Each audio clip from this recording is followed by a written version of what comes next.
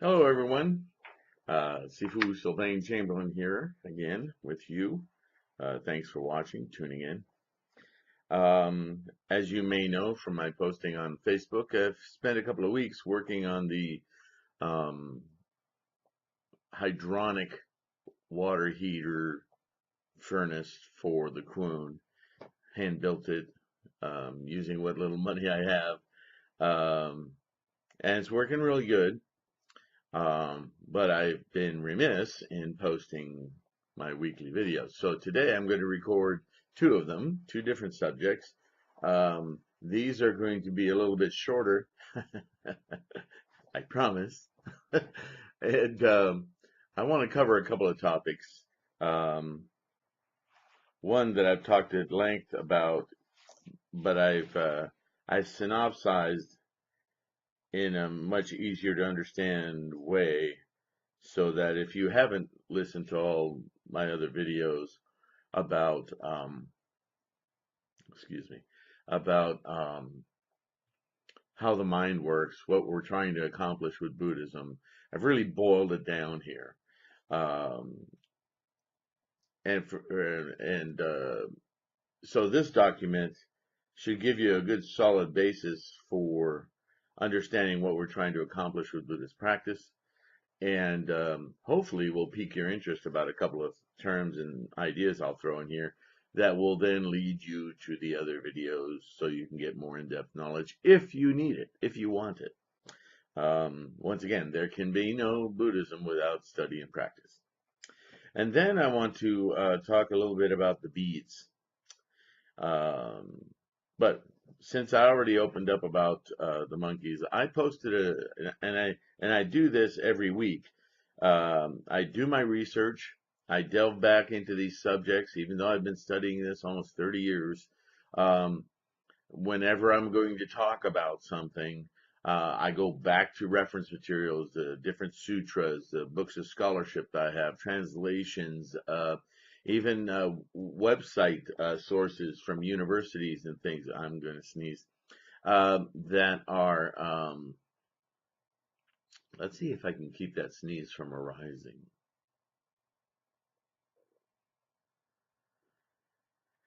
Anyway, I research all my material and then I rewrite it again because we're always evolving. Even if I talked about something last year, I want to see how I construct what I've learned in words so that I can transmit them to you with hopefully less and less confusion or misspoken words. You know, words have mutable meanings.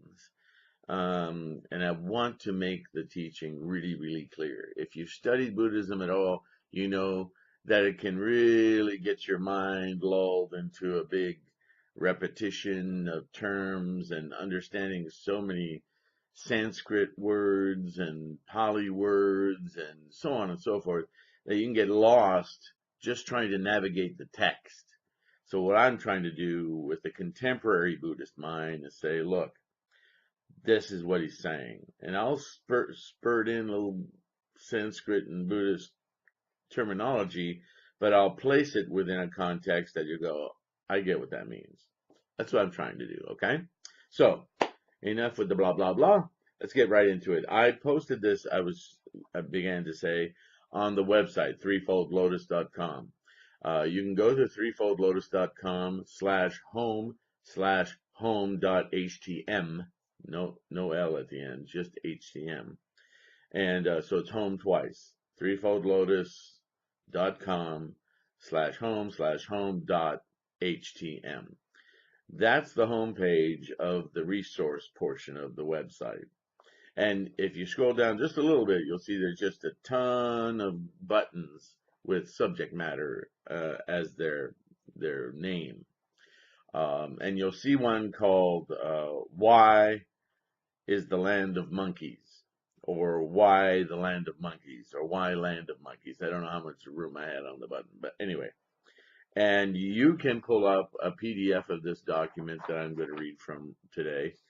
and print it out for your own study or reference whenever. Maybe you're talking to somebody else about Buddhism. You go, no, that's not right. I mean, let me go get that document. This is how Sifu Chamberlain describes it, and that's good. That I want you to do that. That's good for you and others, because we need to clear up a lot of the confusion that exists from earlier teachings that are incomplete. Um, Really, if you want to know Buddhism, you have to study the entire output of the Buddhist teachings over his almost 60 years of teaching.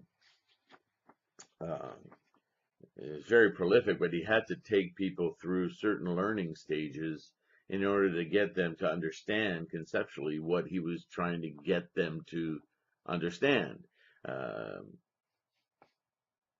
I'm not even going to waste time trying to make an analogy for that. Let me just read this.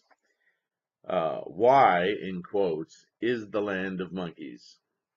Those of you familiar with my discussions on Buddhism, and more specifically the teachings on the awakening of the Buddha mind, will also know of my frequent use of the Buddha's analogy of our manovijnana, or human mind, as the land of thousands of monkeys.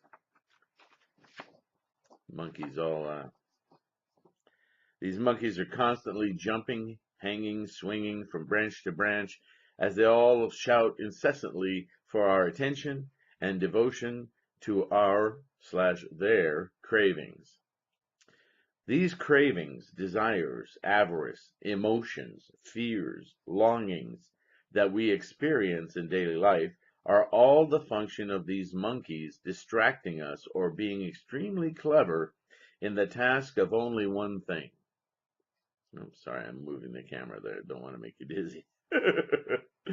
I'm filming this in my home today instead of the Kun. I apologize. It's raining outside, and I just decided to stay here and talk to you. So these monkeys, the monkey mind, they have only one task in their entire existence, and that is to make absolute our perception of self and others. To keep this dichotomy intact is the very survival of the monkeys. The Buddha realized that it was these monkeys that provided the essential dissolution from reality that plunges all life, sentient beings specifically, into suffering. Endless cravings for identity as separate from the natural order of life process is the fundamental delusion that provides for all manner of suffering, fear, cravings, and the insatiable I, or me, or mine.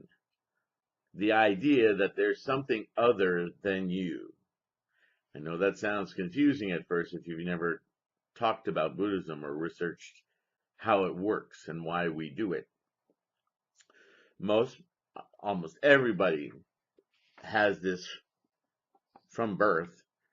We come out of the womb and we look at all this stuff around us and we immediately set about identifying who we are versus what all that other stuff is. That's the dichotomy, self and other, whether it's thought or physical or whatever. The idea that there's a duality is the problem. And that duality is because our human ego mind, that land of the monkeys, is in the way of our true mind, our true knowing, our Buddha mind, experiencing the world.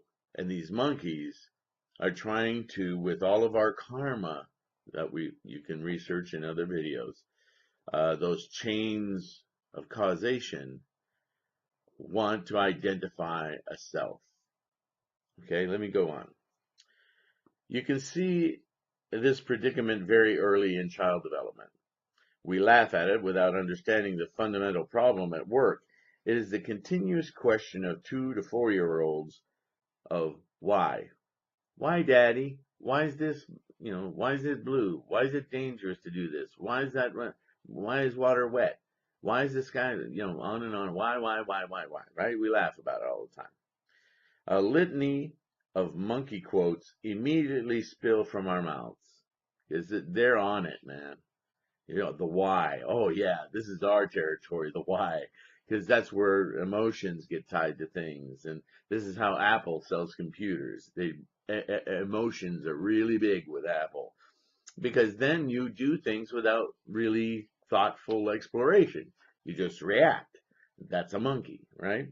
So, um, all that litany that just pours out of our mouth to satisfy the child. We think we're more clever than the child. Well, we're playing the same game, and the game we're playing is that why must be. That the why, in fact, is irrelevant to anything. In fact, it only leads to more questions of impulse that are once again the actions of the monkey mind. This becomes a circular rhetorical device that ends in exhaustion of suppositions as the monkeys grow weary and tired, as is their provenance. What parent hasn't experienced that final, because I said so, now go play? You just don't want to do it anymore. And the child, gets sad because it felt your disdain, but the moment it turns around doing something else, it's not getting why you're so obsessed with the why. It's just having fun playing with getting attention from mom and dad. But we take it really serious, right? Okay. The how would be a much more productive endeavor, as this question deals with causation. This pattern of questioning attempts to reveal the structure of phenomena and thereby the possible patterns of actions leading to a phenomenon. This exercise can lead to useful insights and recognition of karmic tendencies, so as to be better disassembled when we're in meditation. This can also be a trap, though, because it's easy for us to forget that the objective in meditation, and I can't make this point strongly enough, the objective in meditation is to quell the formations of the body, or another word for body, the causal chains that manifest the monkeys, etc. So, to prevent their recurrence and not to understand and embrace them. So much misinformation on meditation from all, not just Buddhism, from Hinduism, from yoga, kata, and there are people that know, but most of the spread of meditation, TM, all of that, works to observe the breath. We all start there. Then we observe the thought. And then we have all this new agey talk about embrace the thought. Let it be. Love it. Allow it. Um, that's not the objective. Straight from Buddha's mouth, that's not the objective. The objective is to cease it. And it's not to cease the thought. Not even that. If you're thinking about the thought, you miss the whole point. You're not meditating. You're just calmly relaxed into celebrating what you're doing, calmly relaxing. And there may be some benefit to that to calm you down and stuff, but I guarantee you, you walk outside and somebody steps on your foot and your calm's gone. Okay? Because it's all monkey. It's a very clever monkey going, aren't we great? Isn't this identity of me-ness chanting or meditating to be so at peace? I'm so wonderful. I'm reaching better. I'm reaching it. You're still you're still me, you're still mine. You haven't left yet. You've missed the whole point. Ceasing the formations of the thought. So the first thing that should immediately happen when you recognize a thought arising, because it wasn't there a second ago, but in this moment a thought arises, go, oh, I see you. Now I don't want to pay attention to you anymore. What I'm curious about is, where'd you arise from? How'd that happen? Where'd you come from? And that may be very, very abstract, I grant you. But if you direct your mind to go to not paying attention to the thought, but trying to see where it came from, you've already released the thought. You see? And where you're focused is much more interesting because you will get glimpses. The more you do this, the more you'll start to see, not with your human mind, I think that thought must have come from the, no, don't do that. Just, just be in that flickering light of your eyelids down and focus on your Buddha mind, which is deeper than all of this phenomena. There is no differentiation in the real world. In reality, there is no self and other. There is no permanence. Everything is a fleeting construct within the life body, the life process. And we're just a little bump in time, and the time itself is an abstraction of our mind. Don't get too wrapped up in the terminology. Just look beneath. Now, that's hard to do without all of Buddha's teachings, because what you'll learn as I read on here, the most important thing you should get right now is that you shouldn't be thinking about the thought, period. Not where it came from or anything. You're just trying to see beneath it. And I'll get back to this in a minute. In fact, we don't want to focus our attention on the thought at all, but rather to see beneath it, to what holds it up. What did it arise from? What constructs its formation? So that, like the monkey analogy, let's go back to that, we can see the branch. And if we can visualize, maybe even just visualizing a branch under that thought, a stick, we can make it cease to be. We can say, well, something in that area is holding you up. I feel it. Maybe it's a feeling in my gut, an organ. Maybe it's just a change in the light in my eye. Whatever. Whatever precedes that thought, go back to it and then quell it. Actually tell it in your mind, you can go now. You can cease to exist. You can cease to form. You can cease your activity. And then further, we can go and perceive the tree that holds the branch, or a thicker branch, and quill it also into non-existent. And then the ground in which the tree manifests and ceased its constant rebirth from moment to moment until it too ceases to arise in the mind. This is the core of proper meditation in Buddhism. It's not to have any kind of relationship with the thoughts that come to mind, because it's already manifest. It's too late. Where we need to be looking is the construct behind the formation of those thoughts and the formation of the formations of those thoughts and how they come, the causal chains. And see, I'm not talking about all of that in here, but this is what you're going to end up researching, because you're going to, well, what holds a thought up? Where does that come from? This is why Buddhism is study, until you get to that nth point where you go, oh, wow, that's a lot of information. But once you have it, you don't have to recite it all in your brain.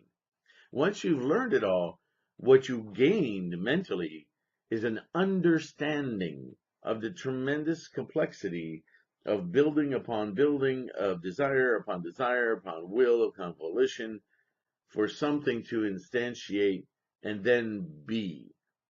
What we're trying to do is get ahead of the being to what is constructing the being. And if we can quell that construction, that construct, what we're doing is we're taming the monkeys. We're telling them we don't need them. Just go eat a banana. You don't need to be here. You're unnecessary at this point. Okay? Rhetoric is important here. This is the entirety of the teachings of Buddhism. That is, to understand deeply the formations of all phenomena. It is only in the teachings of the last 8 years of the Buddha's lifetime that a complete picture of practice would come full circle to what he was trying to explain in the first 21 days after his own awakening.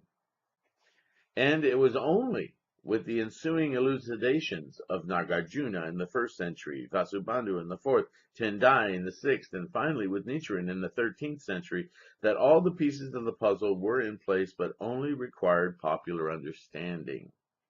Understanding impermanence, Anatman, the 5 aggregates, the Nidana, causal chains, the 3 existences, and the 3,000 realms in a single thought moment. All teachings of the massive forces leading to becoming. And then the 10 worlds in mutual possession, the 10 factors, all aspects of instantiation and manifestation of the great energies of the life process, bringing all phenomena into physical duality experience, ultimately revealed in the Lotus Sutra. Now it can be observed that the Buddhist teachings are entirely designed to give us the tools, the mind tools, to fundamentally understand how, not why, to use our human minds to deconstruct the vastly complex functioning of our human ego mind from the simple analogy of the monkeys jumping from branch to branch to looking beneath their supports to the calming or quelling of the formation of those bodies or phenomena. We are made deeply aware of the structures of how all phenomena, physical, emotional, or imagined, come to exist or arise in our human minds. To quell the formation of all phenomena is to release the mind from the monkeys. And if the monkeys are silenced, then the causal chains of the alaya consciousness go dormant. And without the avarice of these causal chains, karma, our human minds are free to experience life without influence, prejudice, judgment, or fears. This is liberation of suffering and the stated goal of Buddha. Does that make sense? That's 22 minutes. And you just learned all of Buddhism. Now you just got to make it work. But I think it's important as a reminder every now and again, we slog through a lot of information, a lot of reading, and I assure you that's all I do. And you even have to slog through my condensations and modern language about it. But they're tools. They're tools just like the math you didn't want to learn in school. And even though you don't like to admit it, you use it every day. Every time you count out change or you make sure you got enough change back from a purchase or so on and so forth. How much gas is there, what, so on. So it's important. It's important not to just read partially the teachings of Buddha. It's important because he taught to the people's time and capacity, and he knew as he taught the Mahayana teachings, the later teachings, that it wouldn't be until 2,500 years after he passed away that people would have the capacity to really understand what he was saying. Amazing. Amazing that he had that kind of perception. Why? Because he had no monkeys in his way. He was enlightened. He was awakened. The monkeys just left. We don't need to be here. So he was left with total clarity, as we also can do, because we have the Buddha in us. We are the Buddha. The only thing keeping us from experiencing the Buddha in us, of us, through us, are the monkeys that we carry around. That's what meditation's for. Not to feel relaxed, not to feel healthy. All those benefits will come if you do the meditation correctly. To reach your quiescent Buddha mind. And yes, It can be done in this lifetime. You don't have to wait to die. There's no timetable on this. There's only effort. How much effort you put in, that much benefit you get. It can come all at once. Pretty rare. We live in our age today in such a deluded age with unimaginable influence, constantly distractions, constantly. The monkeys are freaking running the asylum. They are reigning free and crazy. So yeah, you have to make time for this, and you have to really make the effort. And believe you me, every time you read something that's of merit and helps you understand this more deeply, your mind will shift. You'll feel it physically. So I encourage you to give it a shot. Really give it a shot. Chant every morning and evening. Read the Gosho. Read the Lotus Sutra, and go from there. Let your mind wander from there. But start there and give it a good 3 months, like you would a class in university. It's free. 3 months out of your life. How much time have you spent learning things that are completely useless to you now? Give it 3 solid months of day and night. Just a little bit of reading, some chanting. Hell, you can download Gohonzons all over the internet. Download from my site. And see if it doesn't change you wildly as a person. The insights you'll gain. The way you'll be able to settle arguments and not feel so impinged upon. Things won't affect you anymore, certain things. It doesn't come all at once, but little by little you see chunks changing in yourself and you're like, wow, this is amazing. That's called proof. There's no mysticism here. It's not magic. It's just a tool to help your mind perceive more correctly what's happening, how it's happening. Okay? So enough on that. Thanks for sticking around. I always appreciate the comments that I get. Sometimes they're just views, but I like that you're out there, willing to listen. The more questions you ask, the better I'll feel. I mean, I know I explain things ad nauseum sometimes, but I can't be answering all your questions. You must be, or even challenge some of the things that I say. That will help me grow. So don't hesitate. I love you guys. I want you all to be blissfully happy, and help me get there too. That's my selfish monkey. All right. Good day and success in all things. Bye-bye now.